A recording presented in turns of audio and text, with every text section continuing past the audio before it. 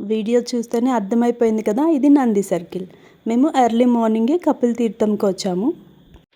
ఇక తిరుపతిలో ఉండి ఈ కార్తీక మాసంలో కపిల్ తీర్థం రాకపోతే ఎలా చెప్పండి. ఇక ఆ వ్లాగ్ మీ అందరి కోసం. ఇక ఎర్లీ మార్నింగ్ అయితే జనాలు తక్కువ ఉంటారని మేము ఇలా ప్లాన్ చేసుకున్నాము. అప్పుడైతే పిల్లలు కూడా పడుకొని ఉంటారు. 4:30కి అంతా లేసాము. ఇక నేను లేసే టైంకి మా అమ్మ ఆల్రెడీ రెడీ అయిపోయి పూజ కూడా చేసేసారు. ఇక నేను హర్ష హాఫ్ అన్ అవర్లో రెడీ అయిపోయాము. 5కి అంతా రెడీ అయిపోయాము. ఇక స్టార్ట్ అయిపోతున్నాము. ఇక మా డాడీ ఏమో పిల్లలతో ఉన్నారు. మేమైతే టెంపుల్కి బయలుదేరేసాం. చూసారు కదా ఎంత డార్క్గా ఉందో. ఇక ఇంటి ముందు కూడా దీపాలు పెట్టి బయలుదేరేసాం. ఇక కార్ పైన అంతా ఫుల్ మంచు.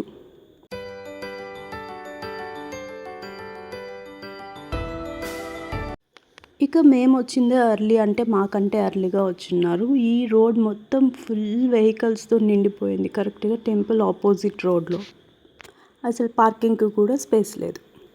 ఇక కావాల్సినవన్నీ ఇక్కడే కొనుక్కొని బయలుదేరాం.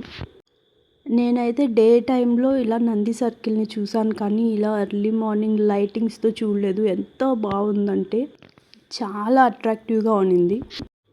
ఇక కార్తీక మాసం కదా, ఇలా రష్ని కంట్రోల్ చేయడం కోసం స్టార్టింగ్ గుడి ఎంట్రన్స్ నుండే క్యూ లైన్ పెట్టేశారు. బయట వెహికల్స్ చూసి మేమైతే భయపడ్డాం దర్శనం లేట్ అయిపోతుందేమో అని. కానీ దర్శనంలో అయితే ఎక్కువ జనాలు లేరు. ఇక ఇక్కడ శివపార్వతుల కళ్యాణ మహోత్సవం మరియు హోమం ఏర్పాట్లు జరుగుతున్నాయి.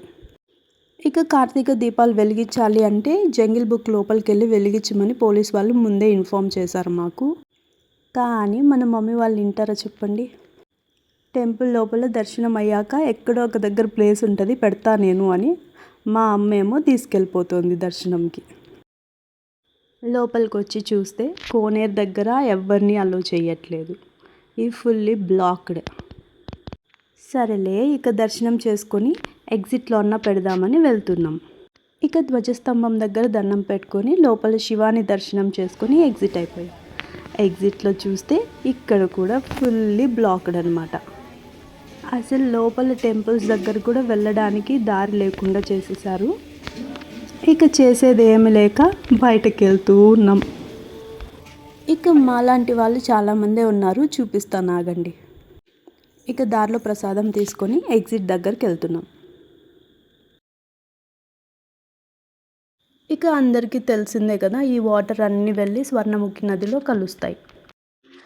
ఇక ఈ కార్తీక మాసంలో కపిల్ తీర్థంలో స్నానం చేయాలి అని ఎందుకు అంటారు అంటే, ముల్లోకాలలో ఉన్న తీర్థాలన్నీ కలిసి ఈ కపిల తీర్థంలో వాటర్లో పడతాయి అనేసి ఒక నమ్మకం.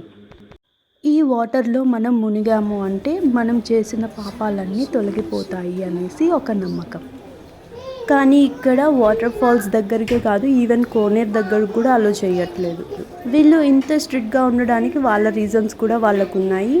ఈ మధ్య టెంపుల్స్లో చాలా ఇన్సిడెంట్స్ జరుగుతున్నాయి కదా, సో మేబీ దానికోసమే ఉండొచ్చు. ఇక మీకు ఆల్రెడీ చెప్పా కదా మాలాంటి వాళ్ళు చాలానే ఉన్నారనేసి. ఇదిగోండి చూపిస్తాను. నాకు తెలిసి వీళ్ళందరూ సేమ్ మాలాగే టెంపుల్ లోపల దీపం పెట్టవచ్చు అని వెళ్ళిన వాళ్ళే.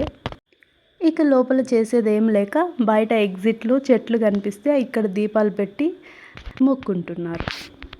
ఇక ఏం జరిగినా పాజిటివ్ థింకింగ్తో ముందుకెళ్ళిపోవాలి కదా. సో ఇక ఇది కూడా టెంపుల్ ప్రాంగణం లోపలే కదా, సో ఇక్కడ దీపం పెట్టిన టెంపుల్ లోపలే పెట్టినట్లు అవుతుంది అని థింక్ చేసి ఇక్కడ ఒక చెట్టు కింద కూర్చొని దీపాలు వెలిగించాము. ఇక తెలిసిందే కదా, శివాకి మనం ఎలా చేసామన్నది కాదు, ఎంత భక్తితో చేసామన్నదే ముఖ్యం. దర్శనం దగ్గరేమో జస్ట్ 5 to 10 minutesలో అయిపోయింది. కానీ ఇక్కడ దీపాలు పెట్టి బయలుదేరేలోపు ఆల్మోస్ట్ 1 hour అయింది. ఇక తెలిసిందే కదా, ఇంట్లో పిల్లల్ని వదిలేసి వస్తే ధ్యాస అంతా వాళ్ళ మీదే ఉంటుంది. ఇక మెయిన్గా బుడ్డోడు లేసాడంటే ఏడుస్తాడు. సో ఇక ఫాస్ట్గా బయలుదేరేసాం.